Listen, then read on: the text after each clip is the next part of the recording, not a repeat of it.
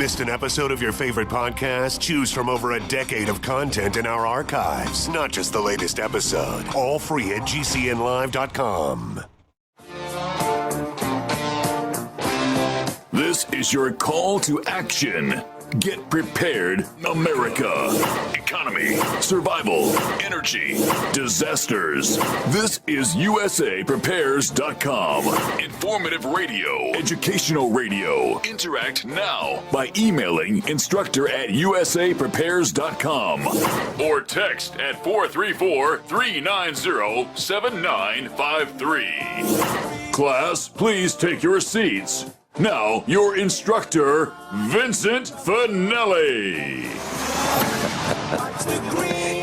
Everyone all set? Cocked? Locked? Here we go. This is USA Prepares. And, you know, if you'd like to call us today, 866-582-9933, 866-582-9933. John is engineering the broadcast in Minnesota at GCN. I'm Vin Finelli. Doc Rams with us. Welcome, Dr. Richard Allen Miller. Good morning, Vincent. Thank you. Well, I mean, for the good morning thing. Yeah, good morning. Yeah. Hey, Rick, I got a call last night, and it was from Europe, and it was P.J. Barden, and he does the Barden Report on Republic Broadcasting. And we were talking about the election and Donald Trump and so forth. And then he asked me the question. I was kind of hoping he wouldn't ask me. He said, "Did you vote?" I said, "No. No, I didn't vote for in the presidential selection." And boy, he came down on me. He was really annoyed with me because I did not vote for or cast my opinion for who would be selected by the Electoral College, because my opinion has no bearing. And he was really, really genuinely upset with me for not voting. And then a couple minutes later, he invited me to be on the air with him on Saturday. Whoops. 20. He would have, values. People have different values, and you can't judge a person that way. It's not right, because often the values are indicative of where you grew up, like, Christianity and Hinduism. If you had been born in India, your values would have been quite different than being born here in the United States. A lot of people think that, it's an important thing to exercise your right to vote. It is. But it is also a right to protest and not participate in things that you don't believe in. And that's also your right. And right now, I could go either way in terms of those particular specific values, because I have to tell you that none of what happened is real. And December 9th, when the Electoral College does or does not actually give the presidency to Donald Trump based on popular as opposed to Electoral College votes. The gerrymander, look, it was Trump that said himself that the thing is rigged. It is. And nothing that is happening today is actually real or reflective of the true values and needs of America. And I am embarrassed now to be called an American. I feel ugly, and I didn't do it. And I know that I'm a good person, and yet I'm embarrassed when I talk to friends in Mexico or other places like that. I have friends in Canada that are wondering what I'm going to do now. Are we going to have a revolution? Are we going to have a war? Are we going, the questions can continue to go on. And frankly, I haven't got a clue what's going to happen next. Well, I'm with you. I'm certainly not happy, and I'm certainly not happy with what has happened for the last bunch of presidencies. Just in Portland, Oregon, where I live, I don't live in Portland. Portland's up north of me, but in Portland they had a bunch of riots on the Trump riots. They're all over the country.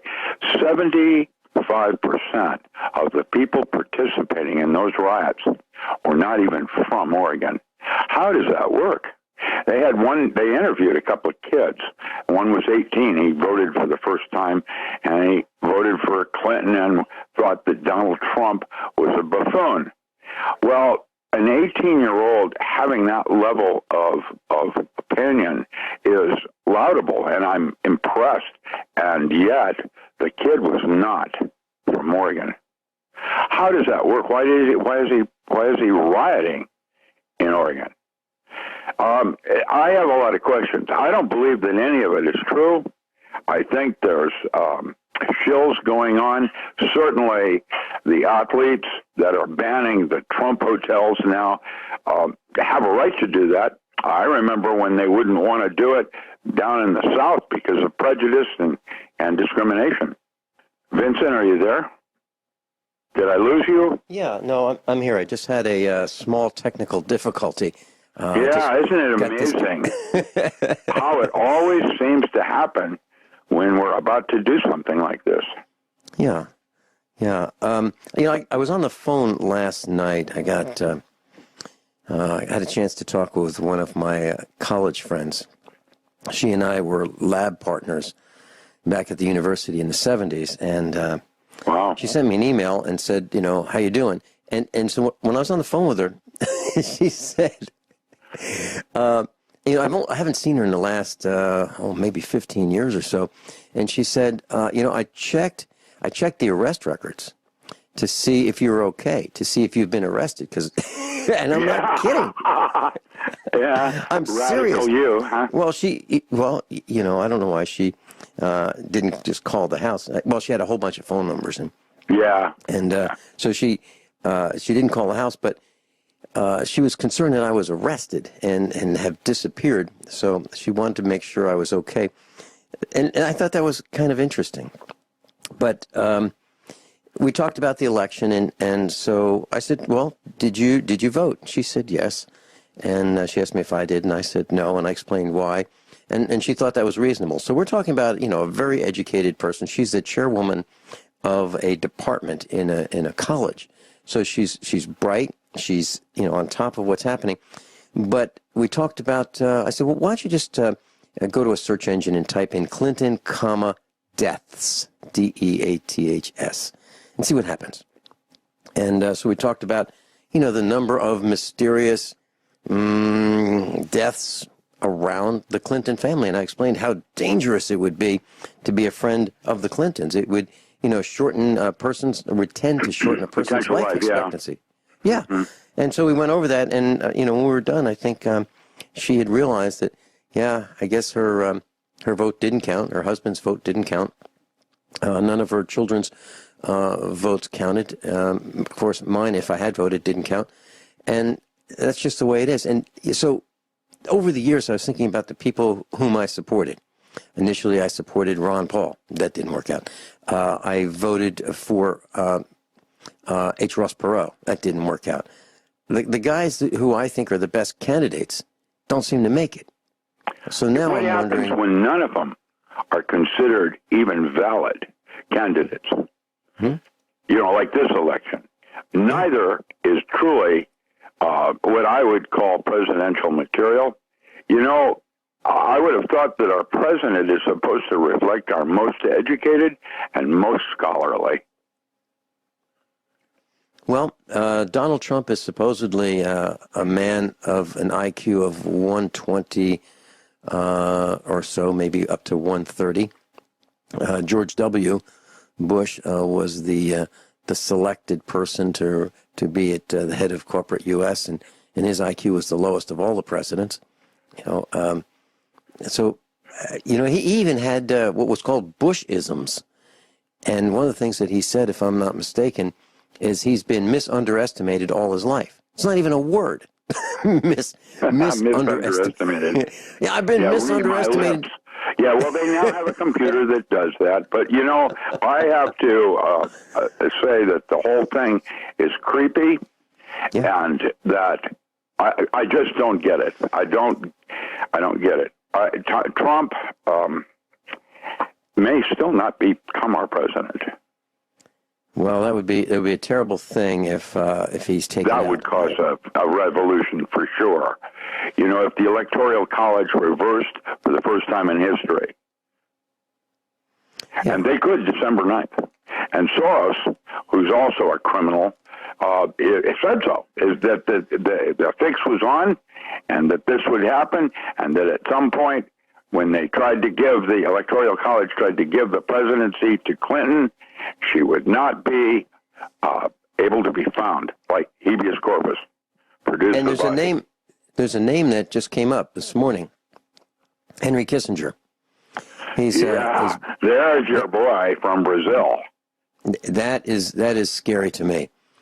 And I'll tell you what happened.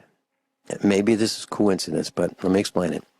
Bob Chapman used to be on the air with me 2 hours a week. And it was great. It was really great.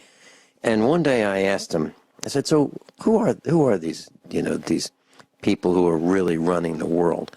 And I mentioned Kissinger's name. And I said, what position would he be, ranking from number 1 to, lower? And he said 15, number 15. The next thing I know, we were talking about Henry Kissinger, Bob gets sick. He has a pancreas problem. And I would say within a few months he was dead, Bob Chapman. And he was absolutely brilliant. He was he owned a newsletter called the International Forecaster, and it would come out a couple times a week, and we'd receive it here at the farm. And he was right about so many things. And so he talked about Henry Kissinger, and then he dies. Then I was on the air with Larry Nichols, a Clinton insider, and so who's Henry Kissinger? And I hear, to my shock, that's above my pay grade. I believe that was the quote. I may be wrong, but that's pretty much what he didn't want to talk about Henry Kissinger. So it seems like Henry Kissinger is the guy in the shadows that people are afraid to discuss. Now, is he a Zionist by any chance? I don't know much about him, but he seems to be involved in world affairs, and so I'll tell you what, if any of you know who Henry Kissinger is, give us a call, and you can call us at 866-582-9933, 866-582-9933. So the question is, who's Henry Kissinger? Doc Ram and I'll be right back. Doc Ram's with us, and you mentioned Henry Kissinger. So according to Wikipedia, Henry Alfred Kissinger was born in 1923. It says he's an American diplomat and a political scientist. He serves as a national security advisor.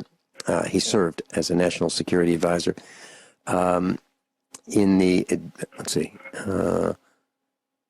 and later as the United States Secretary of State in the administrations of Nixon and Gerald Ford. And there are plenty of posts that say that Henry Kissinger, I'm looking at another one, Henry Kissinger, he's, according to this post called the Poison Apple of the World.com, Henry Kissinger, looks like is quoted as saying, military men are dumb, stupid animals to be used as pawns for foreign policy. And then it says Henry Kissinger, the most evil Zionist. So I'll put these posts on the website for those who want to see them. But there's another thing. You mentioned George Soros. George Soros's real name is George Schwartz. And it says that he,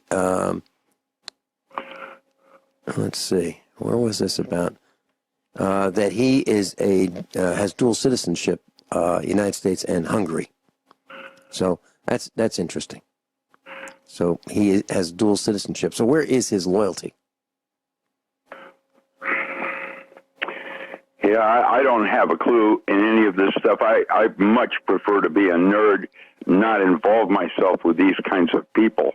But thank God, I did have an opportunity to get to know Richard Nixon, and I actually got a chance to go inside the Oval Office representing certain branches of disclosure, and it was military. And I found him extremely intelligent But he got caught.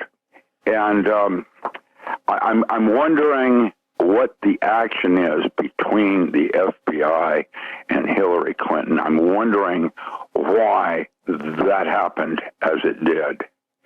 I'm certain there's a real interesting story there. You mean why they were going to investigate her, then they weren't, then they were, then they're not? Yeah, exactly. The on-again, off-agains, and the releases of certain specific emails that she had covered up. She's a bad person. Her husband was a bad person. And I think anything that they have to do, like out here in Burns, Oregon, is very, very bad. Right now, most all of our natural resources now have been given to China. That Burns, Oregon event was about the Clinton Foundation giving a Class 1 uranium mine to Russia.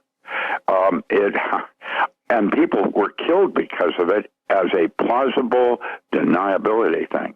Everybody that was involved, including those that pleaded guilty, are now no longer being charged. There's more going on here, and I don't know that we'll ever really know the full story of what's going on, other than once they had tomography, they knew where everything was in the world underground. And then the world just started to change because of the minerals and mining and logging and all the rest of it that's going on right now.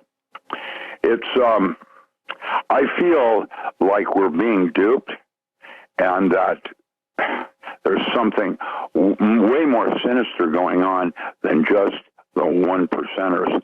I have to believe that there's other kinds of entities that are involved in the development of the human race. I think something else is going on here, and I probably will never really get to know. I've been invited to Mexico again. The big thing that I did where I got to meet the president of Mexico and everything back in 2014 is now going to have another one in 2017, a huge conference inviting some very heavy names, and it's about UFO disclosure. Now, I don't know what I'm part of anymore. UFO disclosure, and that was, by the way, that was something that Bill Clinton was very, very interested in. He wanted to know if there were UFOs, and from what I understand, he was told that his security clearance wasn't high enough. When we come back, can we talk a little bit about what your thoughts are on UFOs? Doc Ram, we'll be right back. Class Doc Ram's with us. DocRam.com, Dr. Richard Allen Miller. If you'd like to, by the way, if you'd like to go to a gun show this weekend, Wichita, Kansas, Cartersville, Georgia, Nashville, Tennessee, RK gun shows, RKshows.com, Wichita, Kansas, Cartersville, Georgia, Nashville, Tennessee, all this weekend, November 19 and 20. Rick, UFOs, what are they? And are they real? Well, yes, of course they're real. They're unidentified. So where did they come from? That's unidentified. I don't know. We've had Foo Fighters that have been filmed. We have had UFO sightings over Mount Rainier in the early 50s that were unidentified. Throughout history, there are drawings on, cave walls where they've actually witnessed them. So, do I believe that UFO exists? Yes, I do. Do I believe that we have UFO? Yes, probably we do. I believe that we're being visited. I can't prove it. It is a personal belief, just like I believe in faith and other kinds of things. This is something that without evidence, of supporting evidence, I absolutely know there's something else going on. I have personally witnessed artifacts that were not from anything in our current civilization, whether they were from a previous civilization that had technologies we did not, and or alien technologies, I don't know. It's always like that. It's like you have just enough to spur your peak of interest, and you know something's going on, but not enough to actually confirm it. I met Al Bielek back in the 90s, and he claimed at that time that he and his brother Cameron were part of the Philadelphia experiment in the Philadelphia Naval Harbor, and that during World War II, the U.S. Navy was very interested in making ships invisible because we were taking some hits and our ships were being sunk. So the Navy was interested in making ships invisible. And he said that Nikola Tesla was involved, Robert von Neumann, and ultimately Albert Einstein was involved in the work there to try to make the ship, this test ship, the USS Eldridge, invisible. And there was an accident, as he said, and this accident caused a hole to be made in time. And he said through that hole, that is the hole through which the craft came and crashed in Roswell, New Mexico. Have you heard that? No, not that particular element of it. I am familiar with the Philadelphia experiments, of course, and have my own opinions on what I think happened there. I know John Hutchinson effect, who is essentially trying to duplicate some of those things, working with harmonics in radar. How that all works, stay tuned. It's like technologies where dance and music or sound was used to change space-time. We know that that's possible because I've seen and witnessed things like Ghost Dance and the Whirling Dervish, and so I know that there's something else going on in that arena, but I don't have a clue yet what it means. It's outside my understanding of physics. Right now I'm writing on time travel and can tell you that time is not at all what we think it is. And so, are UFOs real? Listen, Boeing right now has a magnetic monopole. They absolutely do.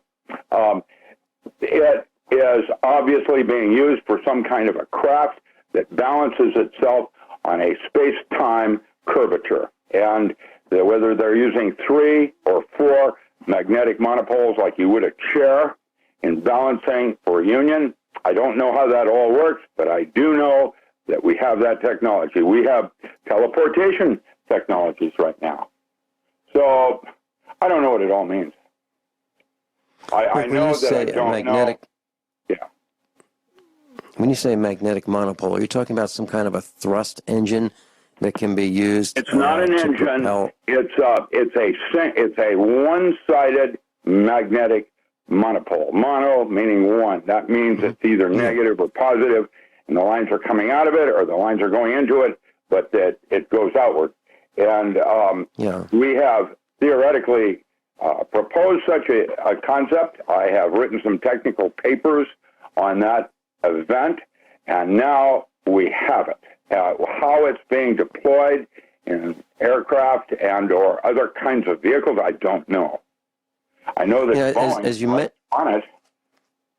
As you mentioned that monopole, I was thinking, wouldn't that be technology that could be used to propel something through space? And then, as you described it further, I was thinking, couldn't this be used as a weapon to disrupt, all kinds of things that there's all kinds of things that you can do with it, just like artificial intelligence. Right now, people do not realize that we now have a technology that is more dangerous than nuclear energy.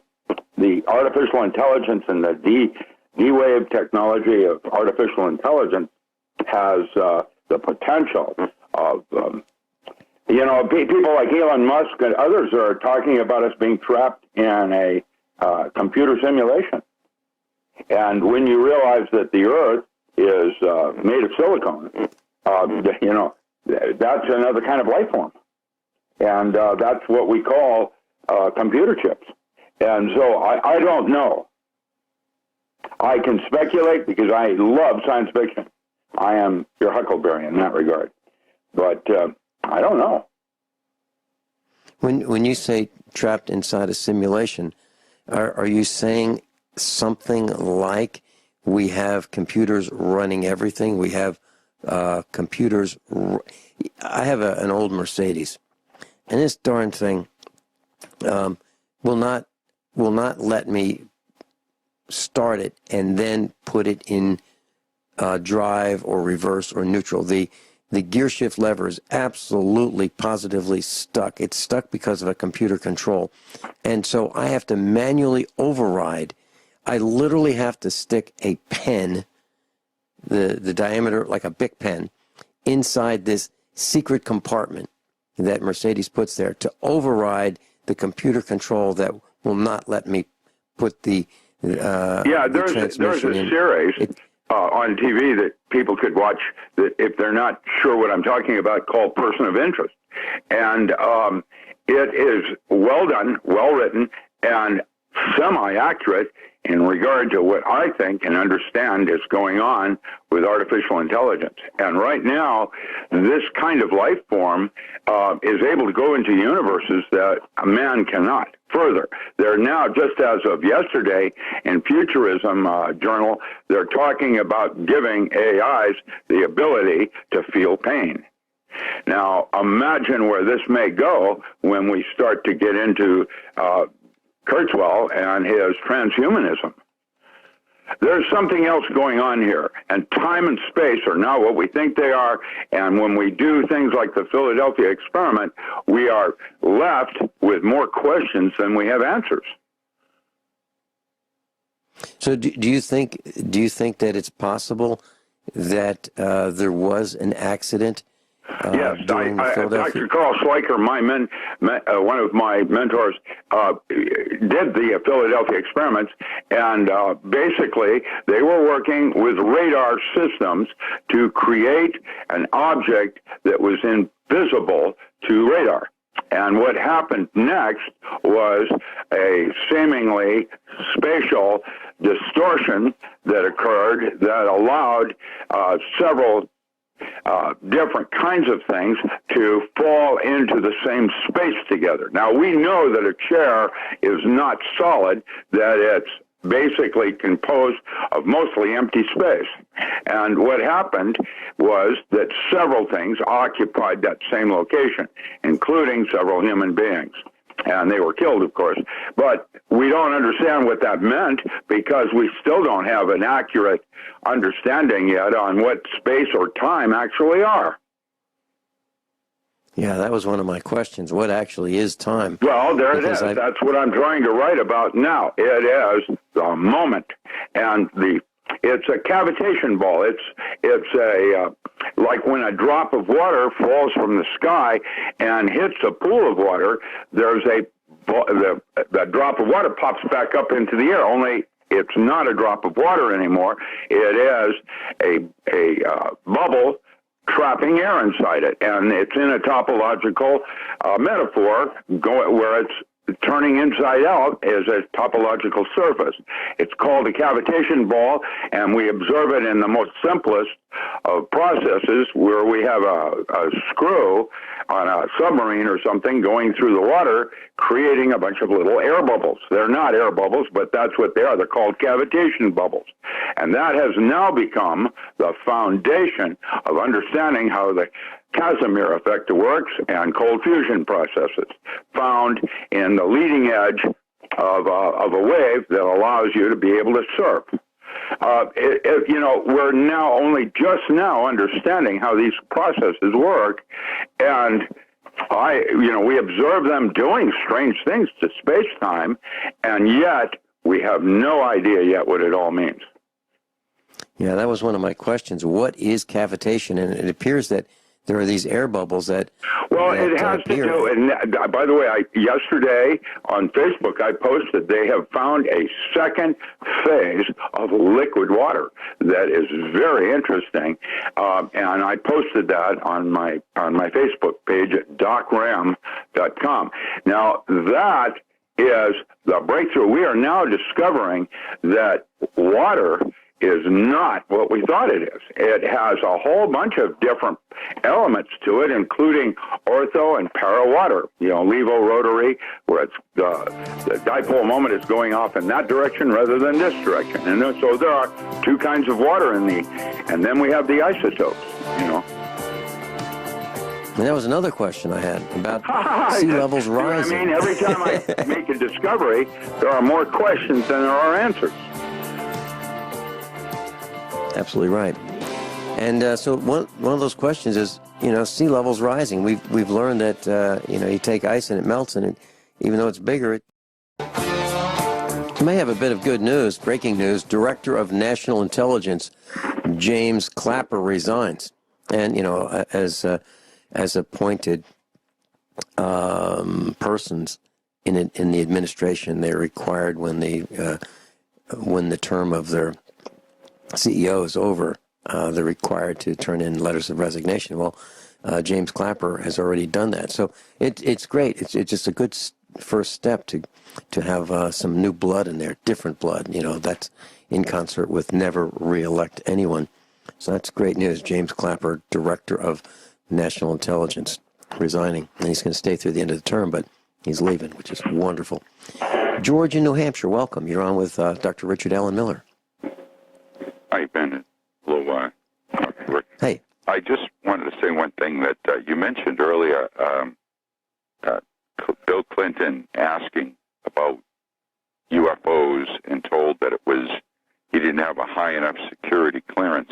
Well, yes. I have a close friend who, relative, I'm going to talk around this because when I tell you what they said, it might even now have some ramifications. But anyway, what I got from very good authority, a certain relative was very connected. And whenever Bill Clinton, Ted Kennedy, he moved in those circles, and he said he was sitting down in the Cape, I guess at Chappaquiddick, where they had the Kennedy compound. He goes, Bill Clinton was there, Senator Ed Kennedy, and spent the afternoon, and it was leisurely and off the record. And he said that Bill Clinton, out of the blue, just popped it to Senator Kennedy, who was pretty powerful and been around and might have heard some things. He says, what are UFOs? So Kennedy shot right back at him and said, if you want to get on the track, you should look into USOs, unidentified submerged objects. And he said they didn't talk much more beyond that. He just gave him that one line to say, go in that direction. And I know that they've seen a lot of things. D.B. Cooper, no, not D.B. Cooper. There was another man, Mr. Cooper. He had a talk program that was maybe, I guess he was, they're not sure, but they think he was murdered by the police. His name was Bill Cooper, William Cooper. Yeah. Well, he said that when he was in the Navy, him and the men on watch saw a very large saucer-type craft come out of the water, tilt, and go right into the atmosphere. And then after maybe a half hour or so, in the same general vicinity, he saw it come down and re-enter the ocean. And he said that basically they investigated it, and they had an intelligence officer from the Navy come down. And he goes, as soon as the man asked Mr. Cooper Bill Cooper, what he saw, he says, the previous guy, he goes, as soon as the guy started talking about the man vociferously swore at him. And the guy got mad and walked away. And he goes, when Bill came, he realized what he was doing. They wanted to hush the whole thing up. So they were telling him basically, don't ever mention this again. And Bill Cooper said, I didn't see anything. Nothing at all, sir. And he goes, you'll go far in the Navy. Mm-hmm. Mm-hmm. I used to listen to Bill Cooper on shortwave radio. I thought he was absolutely fabulous. And then he was murdered, right? That's what they never really clarified it, but you know and I know, where the blue plague is involved, you're not going to get the right story because they're going to cover their assets, so to speak. Mm-hmm. Mm-hmm. I thought William Cooper was absolutely fabulous, and his broadcast, I believe, was called The Hour of the Time, if I'm not mistaken. Something from some of the old things I've read. If I may just say this, and I won't hold you gentlemen up, you know who I think would be a very interesting occasional guest that I'm sure both of you have listened to? He was kind of the Art Bell of yesteryear, and he went off about 6 years ago for health reasons, was Chuck Carter from For the People. I met Chuck Harder in Florida. I met him at. I went down to see the Telford Hotel. So I drove down there with Mrs. Finelli, and I was looking for him, and I couldn't find him. So I saw this large vehicle and a big guy in it, and it was at the drive-through of a McDonald's. So I parked my car, ran over to him, and I said, "Are you Chuck Harder?" And he said, "Yeah." And he was getting his lunch, and then he took off. But so I saw him, but that was it. George, did you want to hold on?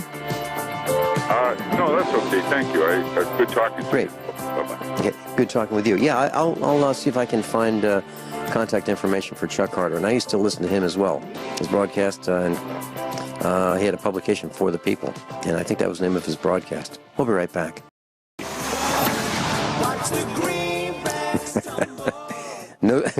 No shortage of commercials, right? Hey, Rick, I called all the numbers I could find during the commercial break, top of the hour, to contact Chuck Harder. And all the ones I could find have been disconnected. So if any of you have a link to contact Chuck Harder, if you could send that to me and just put important in the subject line, Chuck Harder contact, send it to Vincent at usaprepares.com. And I will certainly follow up. I tried to contact him during the break and was unsuccessful. So Doc Ram's with us, Dr. Richard Allen Miller. Rick, I'm looking at a post, and it says, mystery flight circles over Denver. Officials have few answers. And this is the denverchannel.com. And so this mysterious plane was circling, and yeah, you can see the chemtrails coming out the back. And here's the article. It says, Denver, this was yesterday, thousands saw a plane circling the Denver metro area late Wednesday morning, questioning where it may come from and what it may be doing. Officials at a host of federal organizations had few answers. Denver 7 began tracking a flight named Iron 99 as it traversed from California over the Pacific. It traveled over the Rocky Mountains and eventually over the Denver area. Its arrival over the Denver metro is what prompted questions from a host of locals who saw it circling, question what it might have been doing. So this plane was flying over the Denver metro area, and then said that Denver 7 reached out to a host of official sources in an attempt to learn more about the flight, but sources couldn't confirm any details. I saw one of these flights that circled over our area in Missouri, and it looks like you can't get information about these mysterious flights. And now it's mainstream media that is recognizing that we have these chemtrail flights. Any thoughts, Rick? I'm speechless. I know there's something going on, but I haven't got a clue what it means. Okay. So it says, when contacting the military, including both U.S. Northern Command, NORTHCOM, and the United States Strategic Command, STRATCOM, neither organization could confirm the identity of the plane or even locate it. So these are these mysterious flights. Obviously, they're spraying something because it's visible. It's coming out the back of these planes, and it's got to stop. And maybe that's one of the things I'd like Donald Trump to put his sights on first. One of the first things, stop the chemical spraying. And Rick, it is warm here in the Ozark Mountains in Missouri. It is really warm. We were close to the 80s yesterday. Unbelievable. This is November. We used to put the heat on in the beginning of November, and now it's a short sleeve or t-shirt weather out here on the farm. Are you seeing the same thing? Yes, it's raining here and finally starting to get colder. But they're saying that if we have a cold winter, this will be the warmest year of ever in recorded history. Mm-hmm. Yeah, and this is with the chemical spraying. This is with the spray to reflect sunlight back out into space, right? Right.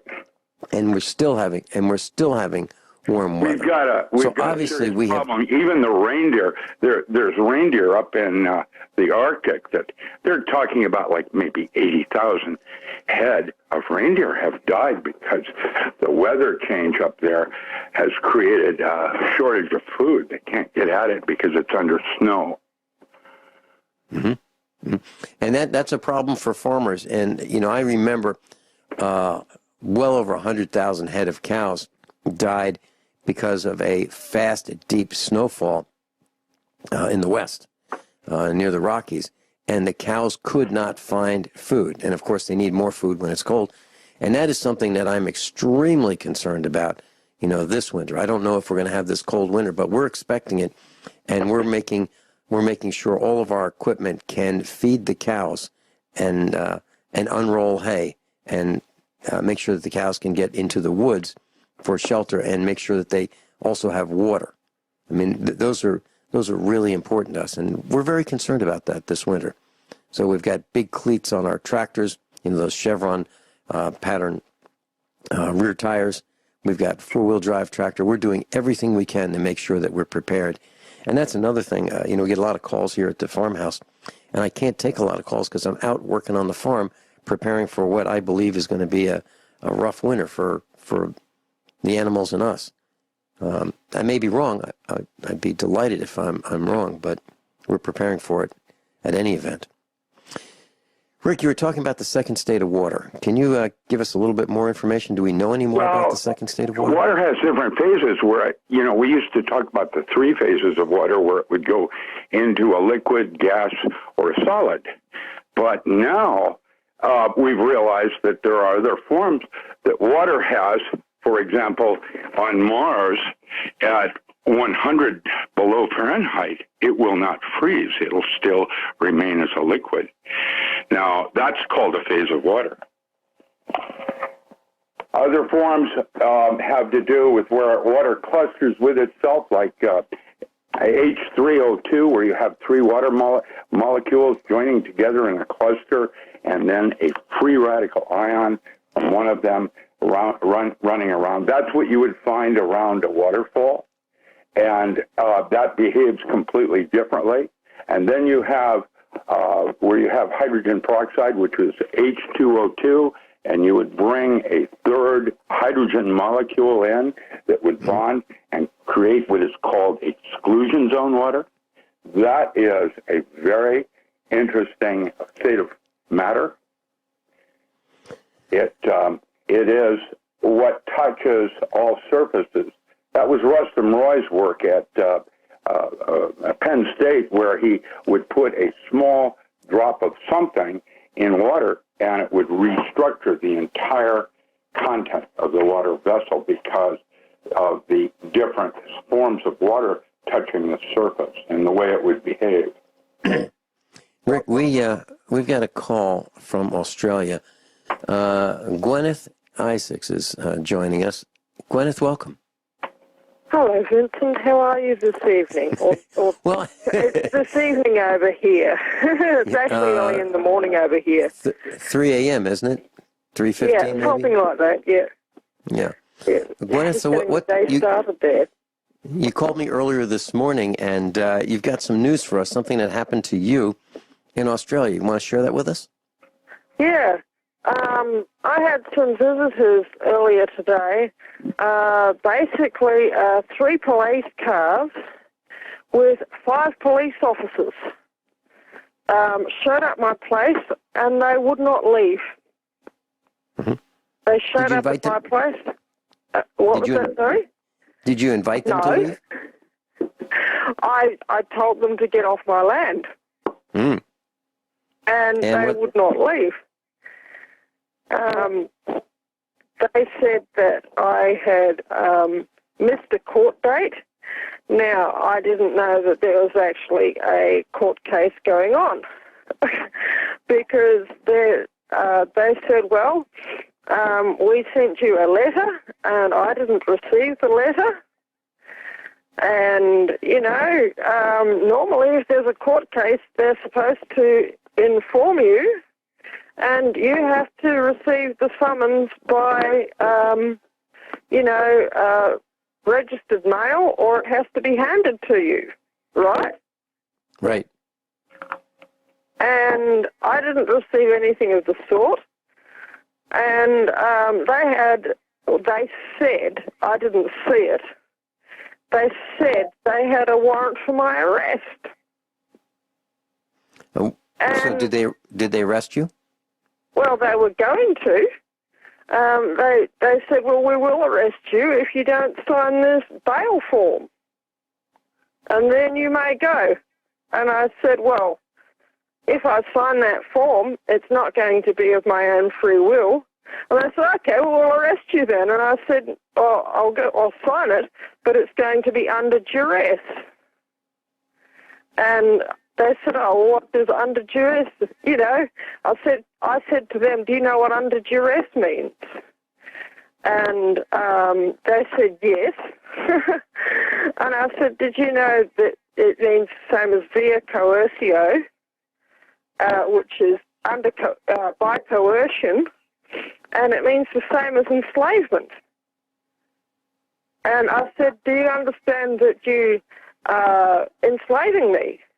And initially they said, well, yes. And then I said, oh, well, that's very interesting. I'll sign your form, but it's not of my own free will, because there's, you guys are going to arrest me otherwise. Did this group from the plague, did they have guns? Oh, yes. Did you have a gun? No. Mm-hmm. So no. There were five armed Five plague. armed people showed up and would not leave, and threatened to kidnap me unless I signed a form. That's disgusting. Absolutely disgusting. No argument from me, and that is many of our worst nightmare. These guys show up, overwhelming force, 3 cars, five plague members. That's overwhelming force against one widow woman. One, yeah. Can you imagine? One widow woman. Yep. Yep. Well, I guess I want to make sure if you want to contact the Englewood Police, I'll leave their details with Vincent. Okay? Be polite, please. Send me the contact information. Gwyneth, thanks so much for being with us. Doc Ram's with us, Dr. Richard Allen Miller. Hey, Rick, I was doing some tractor therapy over the last few days, and you might call it, I was following Hillary Clinton's example, and I was spreading manure on the here at the farm. And I was thinking, maybe I should write a book. And the book would be about things that I've learned. We might call it bruises and how to avoid them. Farming tips, auto mechanic tips, negotiation tips, tax tips, doing things that you haven't done before, and, just a collection of those kinds of things that I've learned.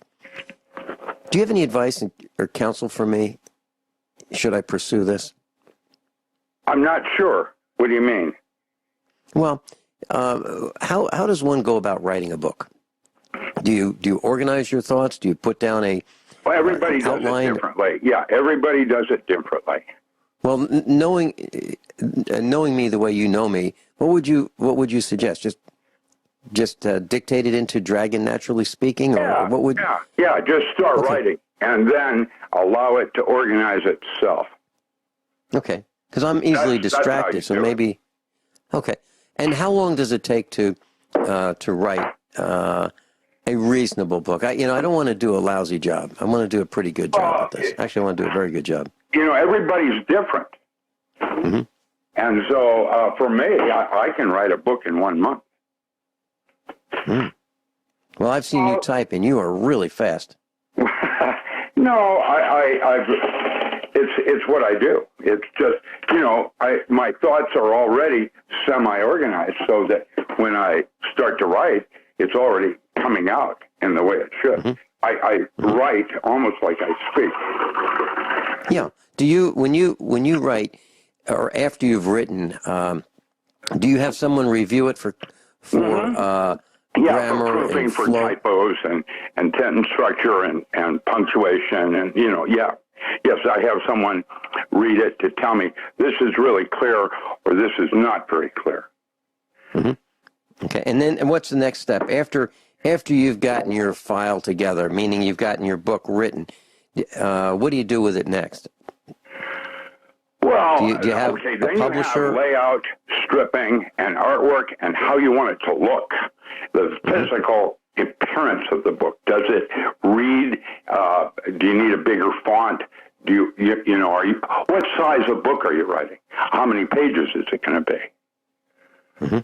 Well, I'm thinking, and then you have artwork, and then you have layout and stripping, where they lay out each page so it looks exact. And then you have to go back through and index it, and there's just a whole series of different things that goes on to produce a book. But everybody does it differently. Well, can I do all that? Can I do all that myself? I mean, I can. Oh yeah. I was thinking. Yeah, okay, that's why they have ebooks now. I was thinking about taking my own pictures, doing my own layout, and then actually doing it all myself. Maybe have someone proofread it, but mostly do it all myself. And is that possible, or is that overwhelming? That's what most of us do. Okay. Well, I was thinking, I was under a vehicle in the garage yesterday, and I was thinking about, I've got some tips. I can just take some pictures of here's how I do things, and that could be just one item in this book. So this would be a compendium of a lot of things that I've learned, the hard way, and maybe some others can learn without doing it the hard way, do it a lot less expensively than I've done it. Okay, I'm looking at a glass of water, Rick, and this glass of water has ice cubes in it, kind of like you might get at a restaurant. And the ice cubes actually extend above the rim of the glass. But, I remember, Rick, from elementary science class, that when that ice melts, the cup is not going to overflow. Right? Because ice is less dense than the water surrounding the ice, and that's why it floats. But when it melts, it gets smaller. So water has a couple properties that are very interesting. One, water expands when it freezes, and water expands when it's heated. Right? Is it the only material that we know of that does that? Expands when it's heated and frozen? Pretty much water is very unusual in that regard. Can we talk more about that? Class, if you'd like to go to Rick's website, docram.com, and that's where you can peruse his book offerings, and you can buy many of his books. That's at docram.com. Rick, are there any books that you'd like to highlight that are of particular... Well, I just came out with the Encyclopedia of Alternative Agriculture. It's now in 9 volumes and available on my website as an ebook. Okay. Do you, and that's available right now? Right now, yeah. Okay. Encyclopedia of Alternative Agriculture at docram.com? Yes. Okay. Great. Do you know the price of it, Rick? I think I have a bargain. If you buy all 9 volumes, I think it's only $43 or something like that. 9 volumes. Okay. And Rick, so who should consider buying that 9 volumes? Anybody that's interested in alternative crops and or putting some kind of a pharmacy together. Yeah. Just, Okay. I wrote it a long time ago as my way of learning how things work. And now it's like a valuable tool because this kind of information isn't really even available anywhere at this point. Yeah. So someone who is interested in maybe going off the grid, someone who is interested in being independent. This would be the way to go. Yeah. Okay. All right. Thanks for doing that, Rick. I'm looking at an image that says, without water, there's no life. And I believe that's correct. As I've been taught, there's no organism that can live without water. Is that correct? Yes, pretty much. There are some viruses that live on other kinds of things besides water, but yes, that's pretty much correct. Okay. So then, as I extrapolate this in my mind, I'm thinking, all right, so if GMO, we'll call them foods, don't do the job and eliminate population, do you think water would be used as a weapon next? Well, water is now being weaponized. I mean, that's what it is. They're trying to take over everything. Our air that we breathe, the water that we drink, it's terrible.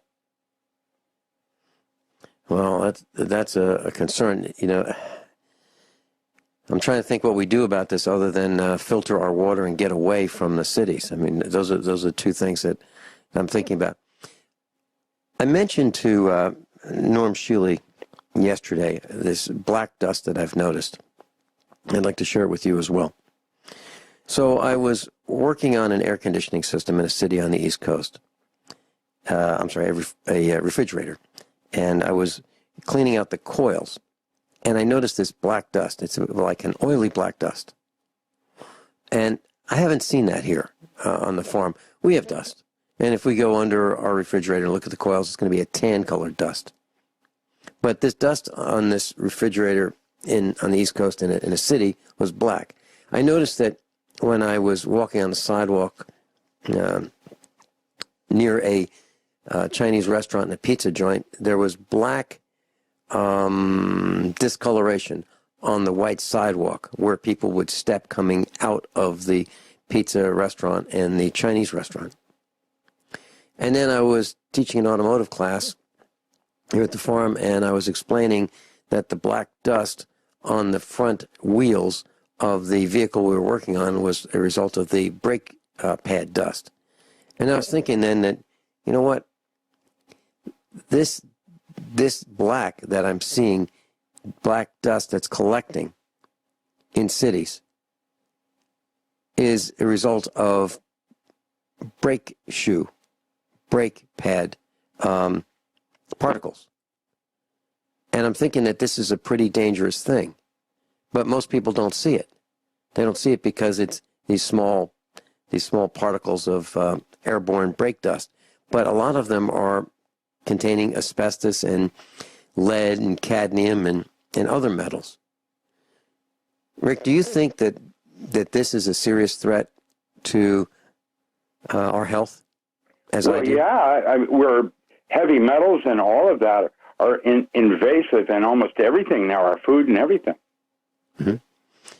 Yes, I do think it's dangerous. Okay. And I was thinking about, chili peppers and, these spices that we now, and we have been buying, and they come in these nice packages and these nice little containers and jars. And how do they dry them? Do they dry them out in the sun?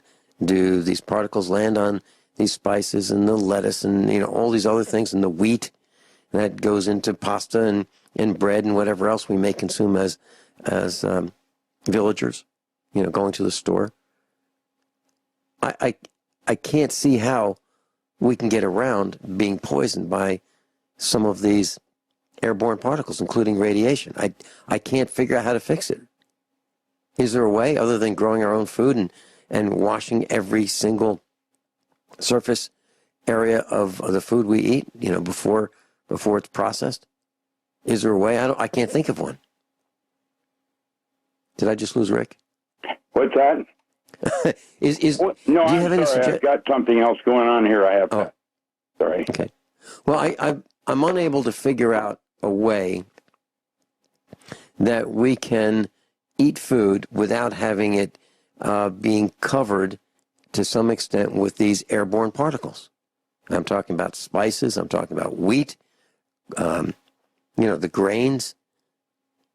vegetables? I mean, Yeah. how do we? I don't know an answer, and I can't figure one out other than growing it ourselves and washing it ourselves. It's the only thing I can think of. Is there another way? We're in a bad situation right now.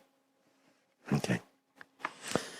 The air that we're breathing is more toxic than the water we're drinking now, probably. Yeah, and who's not coughing? Are you seeing people coughing around you? Oh, yeah. Okay, they are here too. You just go into any public place and you hear the clearing of the throat, the coughing. Okay. Rick, black holes. Do we know what black holes are?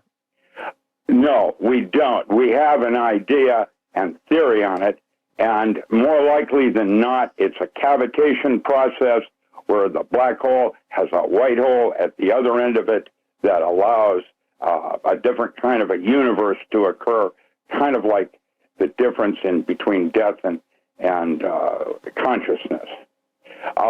This is something that I'm theorizing right now, and I don't have a complete model on it yet. I'm writing it. That's what I'm doing, is in discovery.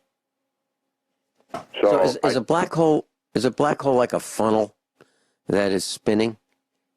It's basically a gravitational field so powerful as to bend space and time into itself. And that's basically what it is.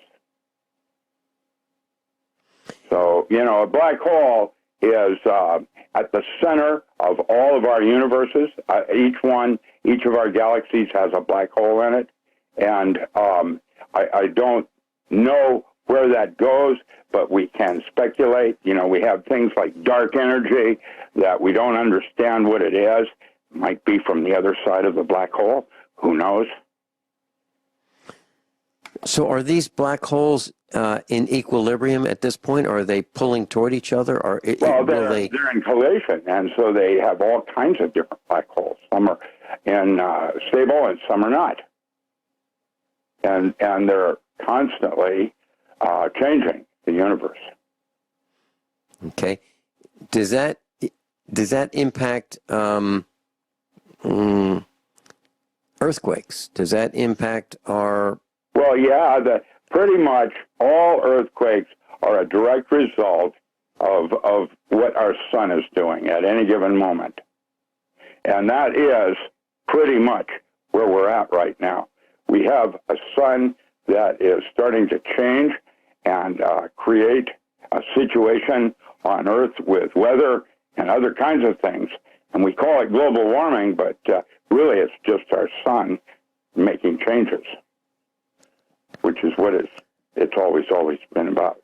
What about all these holes that we drill in the ground? We drill holes in the ground and we pump water out. We drill holes in the ground and we creates pump oil out. cavitation like it does in your gum. That's one of the reasons why everybody is so down on root canals and things of that nature, because what it's going to do to the mouth itself and the gum, and allowing other kinds of things to happen. Well, what I was asking is, if we drill a hole in the ground and we pump water out, now we have a void there. Yes. And isn't that void susceptible to? Well, we've lost some of the supporting forces that keep everything in equilibrium. We pump oil out. We do the same thing, and we're removing the lubrication properties that are in that supporting oil, right? That's pushing out in all directions. Right. Doesn't that help us have more earthquakes by doing that? Well, yeah. There's no question that part will create earthquakes and related phenomena. Is there an answer, Rick, to our energy situation? And here's where I'm going with this. So we burn things and we create heat and we generate electricity. We burn fossil fuels or fuel oil, and we move diesel trucks, and we burn gasoline. But is there all of these energy production systems that I can think of all have a byproduct which is toxic to us? Is there any energy system that we know of that's not toxic. No. Even light, taken from the sun has conversion problems and things like that. So at this point, we're barbaric in our energies, our concepts of energies. Okay. As I think about this, well, it doesn't sound like it bodes well for humanity, because we're still playing with fire and the dangers of the fire and the pollution of the fire, and there's, well, here's the next question, Rick. So we're putting all this carbon into the system, carbon dioxide. Is there a place that we can put it, or is there a solution to the carbon dioxide problem? Hi, my name is Stephen Holston. I don't know if I can answer any of these kinds of questions. Doc Rams with us. Rick, last week we ran out of time. We were talking about the Mandela effect, and that was kind of fascinating. Can you bring us up to speed with what the Mandela effect is? Yeah, it's related. They're trying to suggest that there are timelines and that they're being changed because of memories not being the same.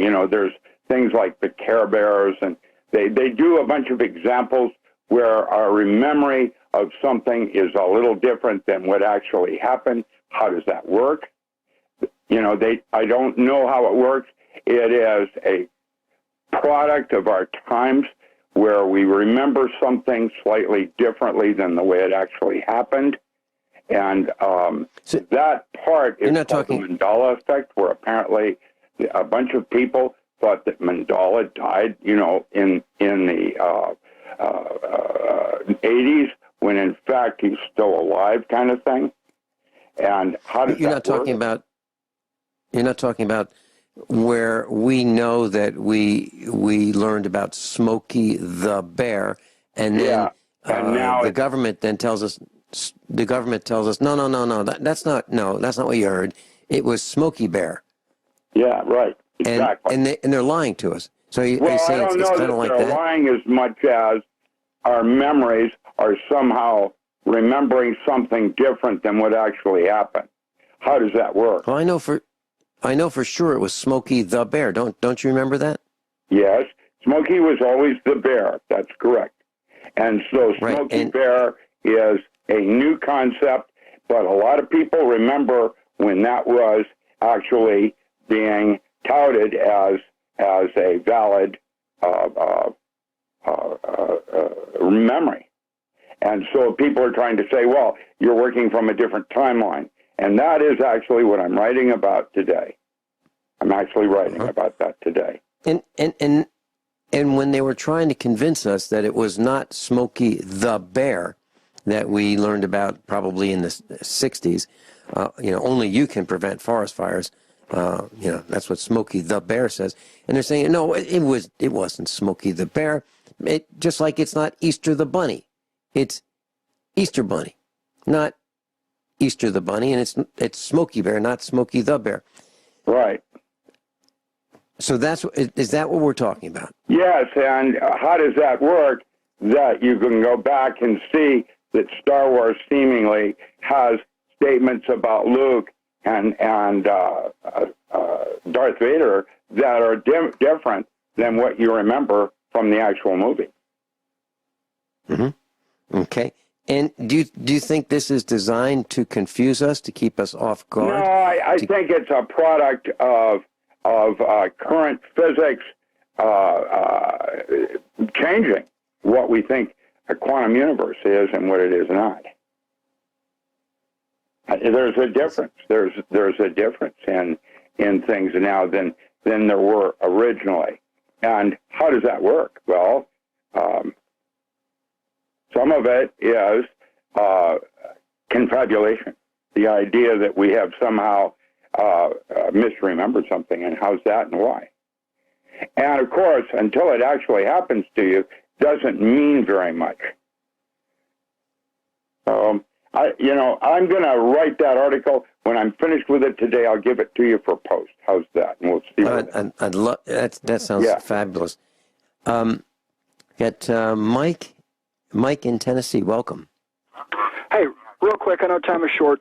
They've been dealing with the phenomenon of time travel since the Philadelphia experiment, and basically what you deal with is when they do these time travels, when they go back and they change the physical, that's not a problem because your memory stays the same. Your memory is not changed because you actually lived it and experienced it. So your memory is correct. What is being altered is the physical, so they can go back in time, change the movies, change the script, change the books. But what you know is what really happened. So don't doubt yourself. You are correct. The stuff's been changed. Mike Parsons, thanks so much for chiming in. Dr. Richard Alan Miller, thank you so much for being with us today. And so, class, if you'd like to go to his website, docram.com, docram.com, and you can get that encyclopedia of alternative agriculture. Dr. Richard Alan Miller, thank you again. Class, above all, honesty and integrity. What happens next is up to you.